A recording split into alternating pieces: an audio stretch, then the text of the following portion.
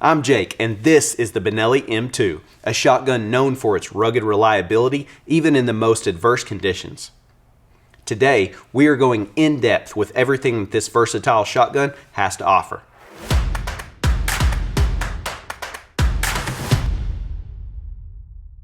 The M2 shotgun is light, fast handling, and is the backbone of the Benelli Semi-Auto line.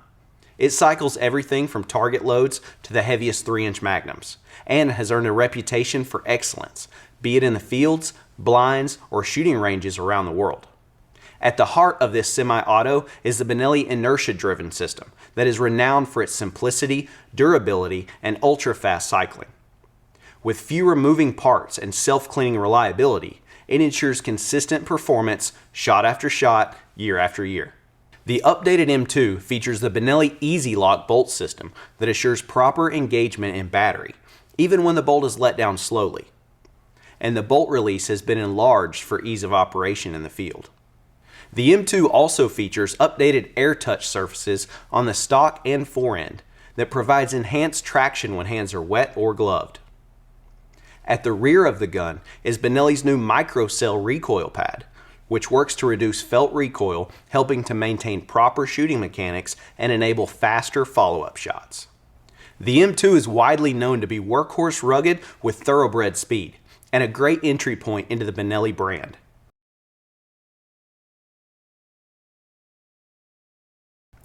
Alright Ethan, we've got a brand new Benelli M2 here. Let's unbox it and see what's inside. Sure, let's open it up.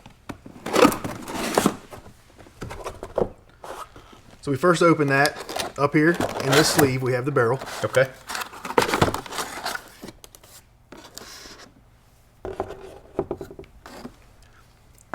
Here we have an accessory kit. There's a bottle of oil for lubrication. There's a choke wrench. Shims for adjusting the drop in the cast. Okay. Here we have our modified and full choke. The improved cylinder is in the barrel. Okay, so 3 chokes with the M2. 3 chokes included, that's right.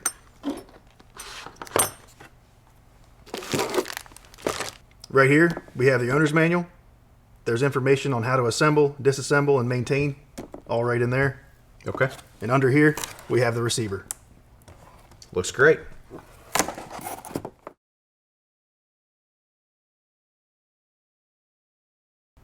Okay, Ethan, so we've got a brand new M2 here fresh out of the box. Show us how to put this together. Sure, at first you'll notice a few packing spacers that we need to remove. Right. The first one will be this sleeve on the barrel. And there's one here on the bolt handle. Okay. Pull that one off. We can then remove the magazine cap. And there's a red packing spacer in front of the forend. And another one in front of the bolt assembly. Okay. So once those are out, we can take our forend, slide it over the barrel hanger. Okay, so you're putting that with the barrel before we put it onto the receiver. That's right. Okay. That's right. Slide that over the barrel hanger. It'll seat back here around this edge of the barrel extension. Okay. We'll leave the bolt forward in the closed position for this. Slide the barrel and the forend over the magazine tube. And the extension in between the bolt and the receiver. And it'll lock down in place. Okay. So it fits right down in place. You're not having to put too much pressure on that or anything. You're not. You won't have to force anything. If it's done correctly, it'll all just drop right on easily. Okay. And is there a tension here on the magazine cap we're looking for? Just nice and hand tight? Hand tight on that. Okay. No tools necessary. Yep. Perfect. And from there, it's assembled and ready to go. Looks great. We're ready to go to the field. Yeah, that's right.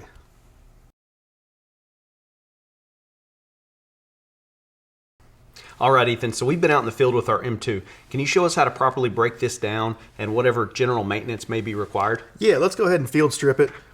Before we do that, we'll open the bolt. Okay. Make sure it's unloaded, inspect the chamber, inspect the magazine. Of course. Make sure it's safe to work on. First thing we can do is remove the magazine cap.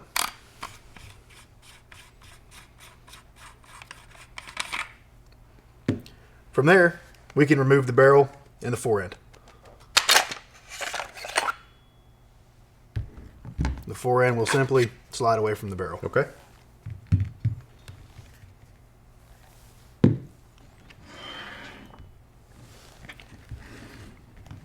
To remove the bolt assembly, we first have to remove the bolt handle. Sometimes you can pull this handle out by hand. If it's a little bit tight, I like to pad the receiver with a towel, take a flathead screwdriver, Okay. and you can push underneath the bottom and pry it. Pry up just Pry a it little bit. out. Okay. So you're just doing that so you don't scratch your bolt handle. Right, that's Okay. right. Yeah, and the outside of the receiver. Okay. Once that's done, we can remove the bolt assembly from the receiver. So after being out in the field, we can use compressed air. I have this air tool here to show you an example.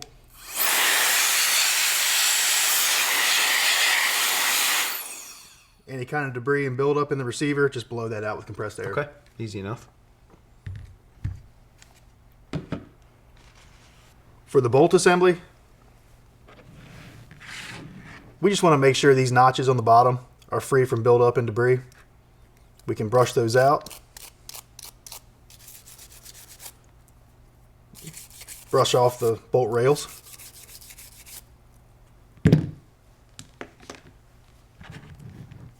And apply oil to the rails on the bolt and some in this channel where the locking head pin cams. Okay.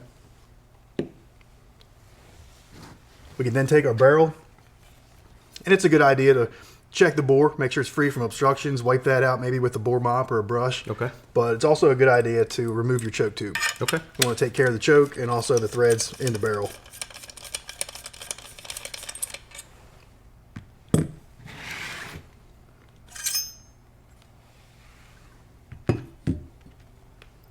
So the choke, we clean that, make sure the threads are clean. It's really important before reinstalling to apply a little bit of choke tube lube to those threads. And then we can reinstall our choke. Okay. And for an M2, that's a basic field strip. Okay. That looks pretty simple.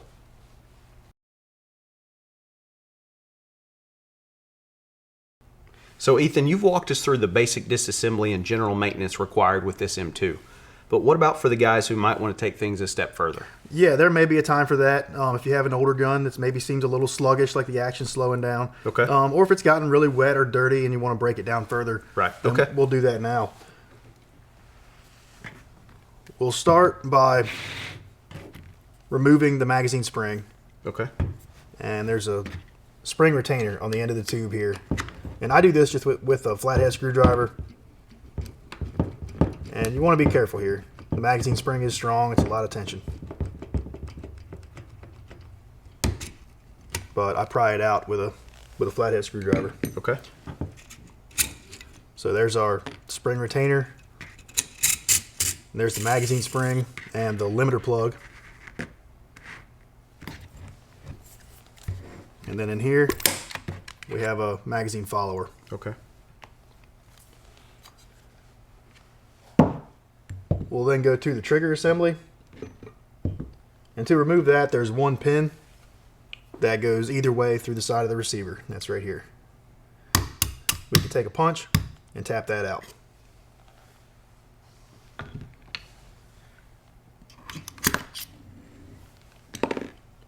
That's the trigger guard pin. To remove the trigger assembly, we have to push the bolt release button. Okay. That levers the shell latch out of the way and allows the trigger guard to drop out of the receiver. Perfect. So if you're having trouble getting that out, it's probably because you forgot to push this in. Yeah, and that's also very important when reinstalling the trigger guard. Be sure to push that perfect. button. Okay. Exactly. There is a recoil spring and plunger system inside the stock. We'll go ahead and get to that as well. Okay. To remove the recoil pad, I take my thumbs, push on one side, and it pops right off. Okay.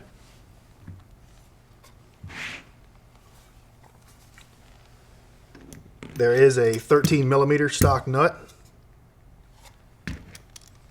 down inside here, which we can use a socket wrench or a T-handle to loosen.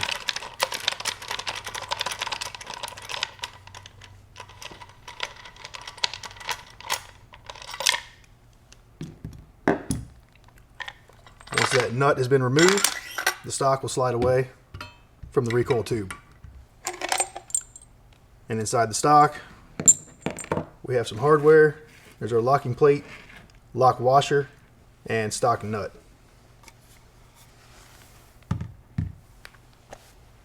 Up here we have our drop shim and our cast shim.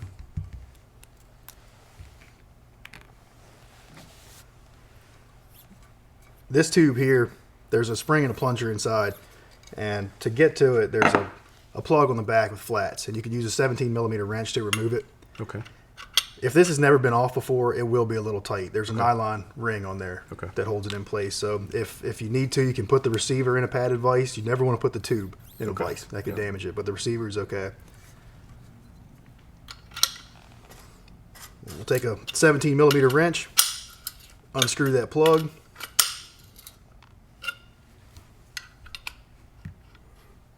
And so that will be under pressure there too as well, right? That's right. Okay. Yeah, there's a spring in here, so we want to be careful.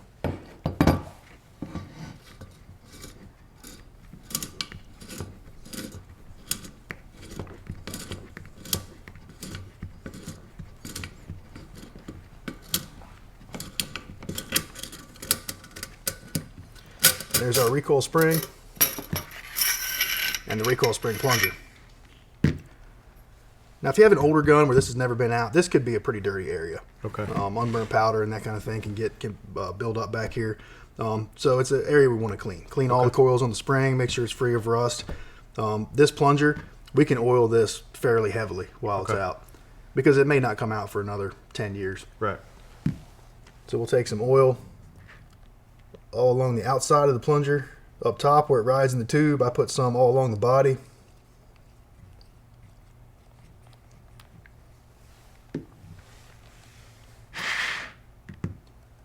And this tube, we want to be sure is clean as well. I use something like this pistol rod with a patch to clean it out. Okay.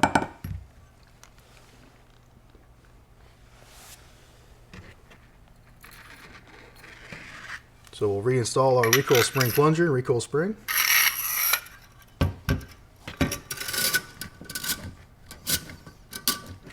And I start this one by hand.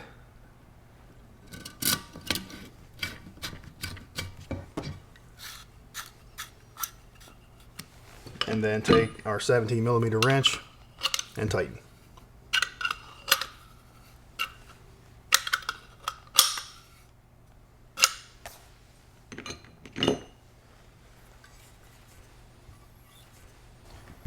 Other internal parts we'll want to clean. One will be the trigger assembly. Okay. I'm gonna go ahead and turn the safety off and release the hammer. Really the best way to clean this is compressed air. Okay. And I've got a air tool here. We can show just around the hammer spring cap, the trigger, disconnector. If there is any kind of debris inside the action, this tends to be where it can settle. So compressed air will remove it.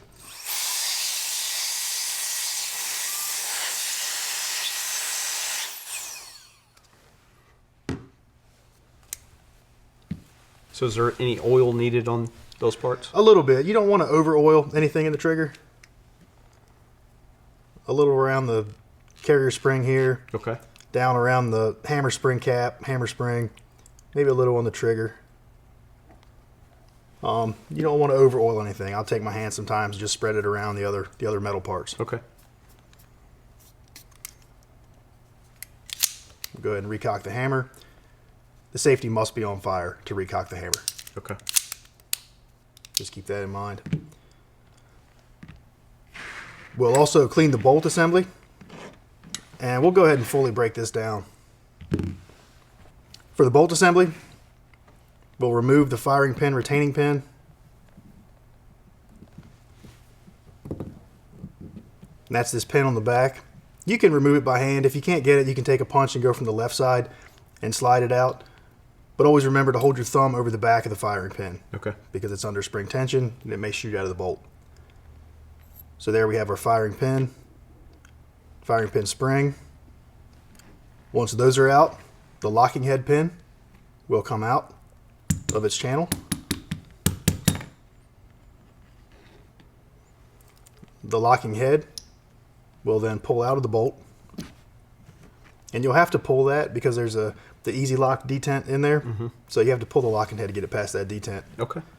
And there's one more part in the bolt, and that's the inertia spring. Okay. And we need to get it past that detent as well, so you may need something like a small pick to hook that and slide it out.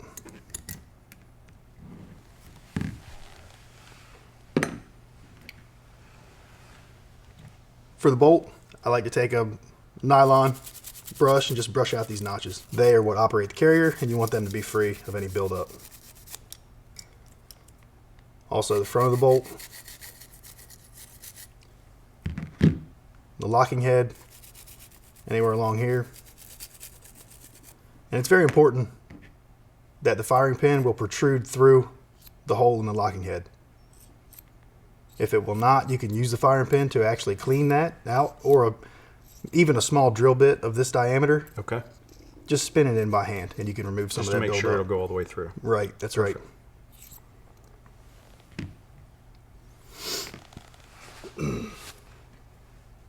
Before we reassemble the bolt, I like to oil the inertia spring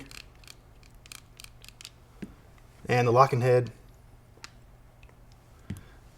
And I probably put a little too much there. I'm going to move some of that around. The inertia spring, push back in the body. The locking head goes back in the bolt. The locking head pin, see it has a line on top. That line can go either way. Okay. That's just what indicates where the hole is that the firing pin needs to go through.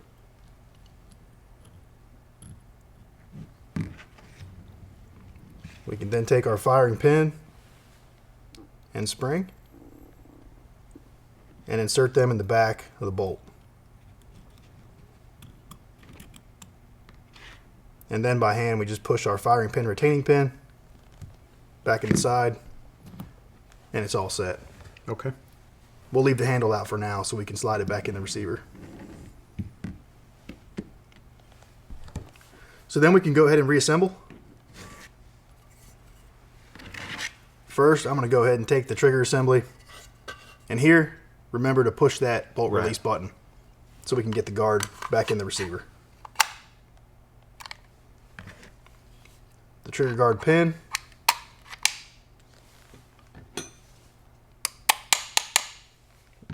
tap it back in place. We'll then put our stock back on, drop and cast shim, take the stock, slide that over the recoil tube, our locking plate, seats in the back of the stock, and then we just have a lock washer and a nut to tighten down. Okay. And that nut, as a reminder, is a 13 millimeter.